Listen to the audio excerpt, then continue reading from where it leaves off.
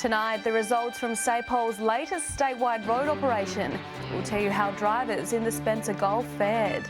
And shaping the future, Broken Hill residents to have their say on what the Silver City will look like in 20 years' time. From our 7 Spencer Gulf studios, your nightly news with Madeline Kerr begins now. Good evening, thanks for joining us. Operation Stop Drink Drug Driving has wrapped across the state, with SAPOL releasing its data on the 24-hour procedure. Officers were out in force doing both static and mobile testing on drivers to see if any behind the wheel were under the influence of drugs or alcohol. Reporter Henry Millick has the details. Operation Stop Drink Drug Driving was carried out statewide over the weekend, with police detecting dozens of offenders. A number of drivers were detected here in the regions. Police say 2 locals were caught behind the wheel over the weekend with a blood alcohol level well over the legal limit. The first driver was detected in Lock, a 39-year-old woman who allegedly returned a reading of 0.063. Then a 58-year-old man from Whyalla was stopped and tested. He allegedly blew a reading between 0.050 and 0.079. One drug test was conducted in Port Lincoln, returning a positive result. A Port Lincoln man aged 43 allegedly testing positive to HTC. In what was a busy weekend for SAPOL, all up there were 4,182 alcohol tests conducted, with 23 drivers showing an illegal blood alcohol level. During the operation, police say 14 vehicles were impounded and 13 drivers were issued with an immediate loss of licence. The highest alcohol reading recorded over the weekend was produced by a 26-year-old from Risdon Park, who allegedly blew 0.188.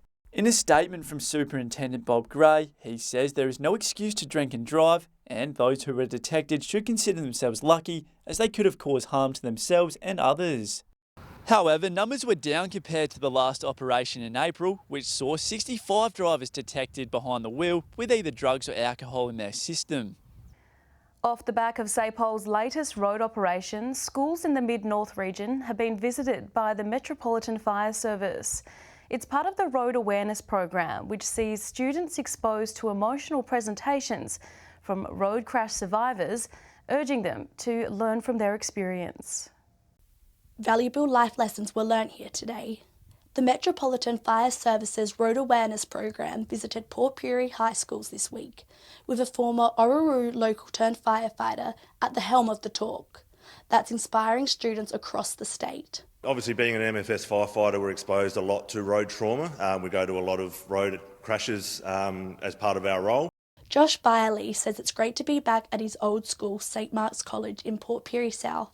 It's great to come back to the regional areas. I grew up in a country area, and all too often there's people on regional roads that are actually dying in car crashes as well. During the program, Josh encourages students to make positive choices when getting behind the wheel to avoid becoming another statistic.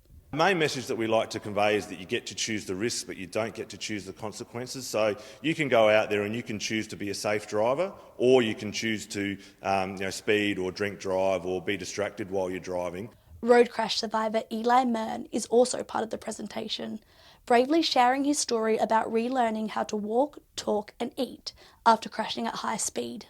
I chose some serious risks, and I certainly would never choose the consequences which I endured.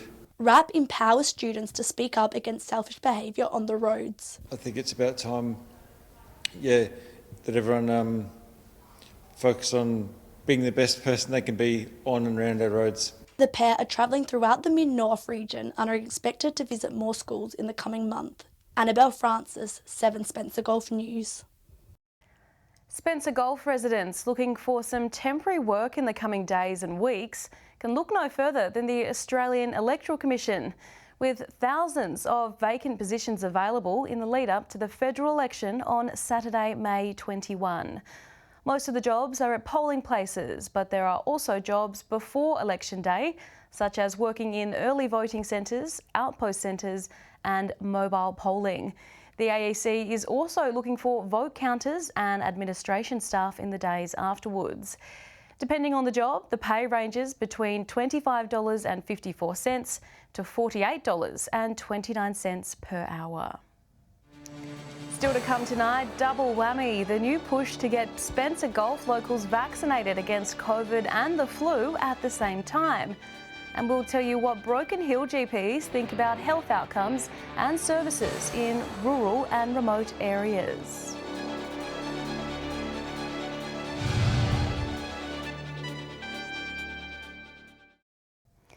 Welcome back to 7 Spencer Gulf News. This year's flu season is officially kicking in, whether we like it or not.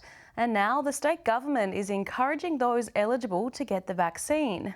Meantime, the Omicron variant of COVID-19 is also still at play, with thousands of South Australians still yet to get their third jab. Restrictions may have eased across the country, but the state government is encouraging people not to be complacent, with the Omicron variant still very much a concern. According to the Minister for Health and Wellbeing, Chris Picton, more than 350,000 South Australians are yet to book their third COVID-19 vaccination. We know that 72% of South Australians who have had 2 doses have now come forward to get their third dose. But there's still about 28% of people who have had 2 doses but haven't yet got their third. Health professionals predict that the state might see an increase in COVID cases this winter. Really need people to be up to date with their COVID vaccination and with their flu vaccination. We're quite worried about this winter. We're worried that there'll be a second peak with the COVID.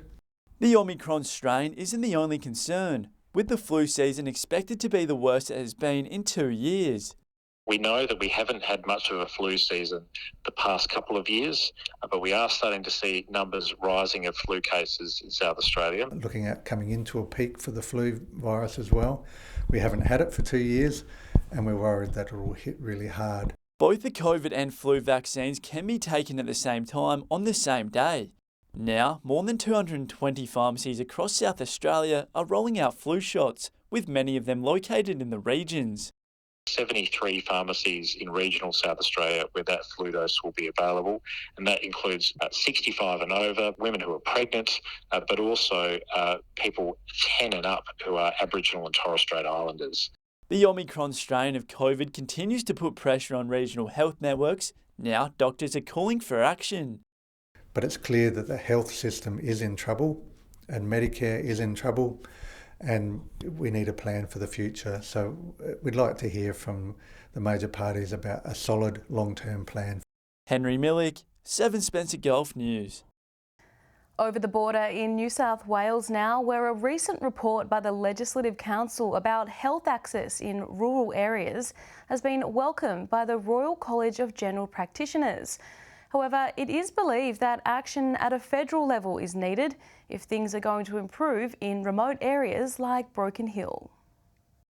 The Legislative Council inquiry matches a federal one that was released a number of months ago. The rural chair of the Royal Australian College of General Practitioners believes that while some of the issues have been addressed, Dr. Michael Clements says that ultimately it feels like nothing will be done. This does mirror almost to a T what the federal Senate inquiry into regional, rural and remote health showed a number of months ago, and it really does feel like it's been pushed to the side. The report highlights concerns that members of the RACGP have, and in turn, the effects that it is having on rural communities. But one of the more pleasing aspects of the report is this. They've been very worried for their communities. Our GPs have been telling us that they've seen closures going on around them. We've got GPs that have had to leave rural towns because they're either retiring or leaving due to burnout because they're so short-staffed. What is not pleasing local GPs is that medical students are choosing to go to city hospitals and general practices, while doctors who have established themselves in the city are not even considering a move to a slower lifestyle in the bush. Our members have been telling us that for years, and they've been singing that story for years, but the inquiry report very clearly details the effect that this is having on the rural communities. Dr. Clements believes that the state government needs to carefully consider the way some of the recommendations are approached, pointing out that the single employer package may not work for those small towns that don't have a hospital if they are to attract more doctors to rural and remote areas. Joshua Mercer, 7 Spencer Gulf News. Stay with us after the break. How Broken Hill residents can help shape the future of the Silver City, and Whyalla City Council to spruce up the foreshore by repurposing old corporate boxes.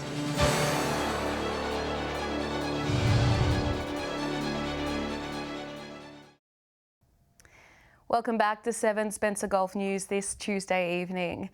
Broken Hill City Council is looking for some input from locals to help shape its community strategic plan. The plan, called Your Broken Hill 2040, aims to tackle key issues in the Silver City, such as affordable housing, financial sustainability and homelessness. Letting the locals guide the future of their city. Council workers are out and about this week, covering different areas of the city, hearing about the important issues. And it's off to a great start. We're having a lot of people call in and tell us what they think. We've got all of the key issues in the draft plan there, and actually people are saying, yep, that's still true. These are the things that are important to us, which is really good. After 15 months of consultation, a draft plan has been made. It will be on public display until the end of the month, where everyone can give feedback on the key issues the city faces. Until the 28-day period closes at the end of this month, people can also get online and give us their thoughts that way. The plan is split up into 4 different categories and is easy to read. It is designed to be the voice of the people, and the council want to be sure that every voice is heard. The plan is the voice of the people. So council is the custodian and we collate the information that comes in, but this is the voice of the people. This is what people are telling us they want for their town. Not only that, they want to make sure all issues are addressed. It's really the quadruple bottom line. We're looking at making sure that there are not just economic or environment or community benefits, but it's really across the whole spectrum.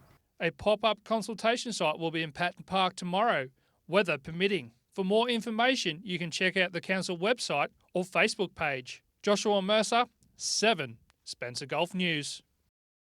The Whyalla foreshore will look a little different later this week, with council installing the first 2 pods along the waterfront. Formerly corporate boxes, one of the pods will double as the temporary home for the new foreshore cafe, which is currently out for tender. It will also be a pop-up visitor information centre. Whyalla City Council CEO Justin Commons says the modular pods are flexible and adaptable and can be altered to suit the community's needs, as they are relatively easy to relocate. He also said the pods will help modernise the area while preempting future foreshore developments. The Kadina Lagoon upgrades are coming along nicely, with the first of 2 effluent lagoons on track to be completed by the May 30 deadline set by the Copper Coast Council. That's despite a major weather setback in January, which saw heavy rain delay the excavation process by almost 3 weeks. Workers have begun laying the polyliner where 6,000 cubic metres of ground used to be, and all that excavated material has since been transported to the Wallaroo wastewater treatment plant, where it will remain for the next 3 years in compliance with health and safety protocols.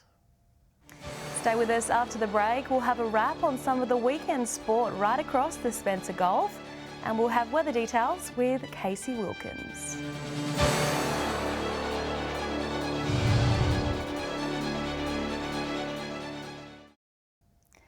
Welcome back to 7 Spencer Golf News. Qantas frequent flyers will now be able to escape the winter chills by using their points to travel to more than 30 domestic destinations. The number of regional centres, including Broken Hill and Mildura, are just some of the destinations they can fly to from capital cities. The Flying Kangaroo launched in the Silver City in April this year, with flights to and from Sydney. Seats can be booked from now until this Sunday, May 15. Taking a look at sport now, and competitions are continuing to heat up with some tight contests and major upsets in games across our region. Teams are still trying to cement their spots on the ladders and knock off the previous season's top dogs. Here's Annabelle Francis with this week's Sport Wrap. The cold and wet weather over the weekend didn't stop some exciting sporting matches from taking place. It's fair to say that winter sport is well and truly underway. Round 2 of the Spencer Golf's major netball leagues got underway right across the region, with the Port Pirie competition full of close and fast-paced matches. The Blue Wrens faced Centrals and won by 6 points. Solly's and Celtic battled it out right until the end, but Solly's had the last laugh, taking home the win by just 1 point. In Port Augusta, close matches were also a common theme. St Joseph's and Vikings played well, but Joseph's were a bit better, taking the win by 3 points. In a high-scoring game, Railways defeated the Magpies by 2 points. Over to Port Lincoln, Waybacks were the better team throughout the match and won against Boston by 25 points. There was another close game between the Wanilla Rangers and the Imperials, the Rangers getting over the line with an extra 3 points. Whyalla was home to the biggest thrashing. Ravens were obliterated by the Kiwis in a 65-point difference game, the Kiwis continuing to prove why they're on top of the ladder. The scores were much closer in other games, with the Warriors winning against Rapina by 17 points. Lastly, the True Blues won against YCW by a comfortable 9 points. Now over to hockey in Port Pirie. In the men's league, the Panthers and St Andrews battled it out, but in the end neither team scored, resulting in a draw. Best player for the Panthers was Dylan Adams and Corey Monaghan for St Andrews. Both teams will be hoping to score next week. In the women's league, the Panthers and St Andrews also drew, with both teams scoring once. Best player for the Panthers was Talia Phillips and Jessie Vitch for St Andrews. That's it for Sports Wrap this week. If you would like to have your league's results featured in our bulletin, all you need to do is message our Facebook page. Annabelle Francis reporting there. Time now to take a look at what's happening in the weather with Casey Wilkins. Casey, there's a bit of rain on the way. There is indeed, Maddie. I'll tell you where a little later. But for now, let's look at today's temperatures from 3 p.m. Port Augusta reached 21 degrees, just 16 over in Broken Hill with a few showers about. Clare, light frost this morning before warming up to 17 degrees. Elsewhere today, sunny and 19 degrees in Whyalla. 1 degree warmer in Port Lincoln, sunny and 20 degrees. Port Pirie was sunny, reaching 22 degrees. Taking a look at the satellite image now, and you can see the cloud coverage over the far east is associated with a low pressure trough. It's bringing the odd shower and storms to some parts of the country. Skies are clear elsewhere with a high pressure system present. Moving on to tomorrow's weather outlook now, and we'll start with the Gulf waters. Winds will be east to northeasterly around 10 knots, turning northeast to southeasterly 10 to 15 knots during the afternoon, turning southeasterly in the evening. Seas below 1 metre, while the swell will be south to southwesterly below 1 metre. Port Lincoln will be sunny tomorrow between 11 and 20 degrees, partly cloudy in Cleve, 20 degrees the top. Woodnut mostly sunny between 5 and 23 degrees. Partly cloudy and 19 in Whyalla, possible showers and 20 degrees in Port Augusta. Kadina, partly cloudy and 21. Possible showers and 22 in Port Pirie, 7 will be the lowest temperature. Showers and 17 degrees in Clare, and it will be rainy in Broken Hill. 20 millimetres is expected to fall, temperatures between 11 and 15 degrees. Taking a look further through the week now, checking Thursday's forecast, rainy and 18 degrees in Broken Hill. Port Pirie, partly cloudy and 22 degrees. Cooper Pedy will be sunny, temperatures between 9 and 22 degrees. Looking ahead to Friday, a shower or two and 22 degrees for Kadina. Port Augusta, 24 degrees and partly cloudy. Possible late showers in Cleve between 11 and 22 degrees. On to Saturday now, Whyalla will be 23 degrees and partly cloudy. Showers in Clare, 20 degrees. Cooper Pedy, mostly sunny and 23 degrees. So a bit of rain, but not too much unless you're in Broken Hill tomorrow, Maddie. That's all the weather from me for tonight. Back to you. Thanks for that, Casey. And that's the local news this Tuesday. I'm Madeline Kerr. Thanks for joining us. I'll have updates a little later, but until then, enjoy your evening. I'll see you tomorrow. Good night.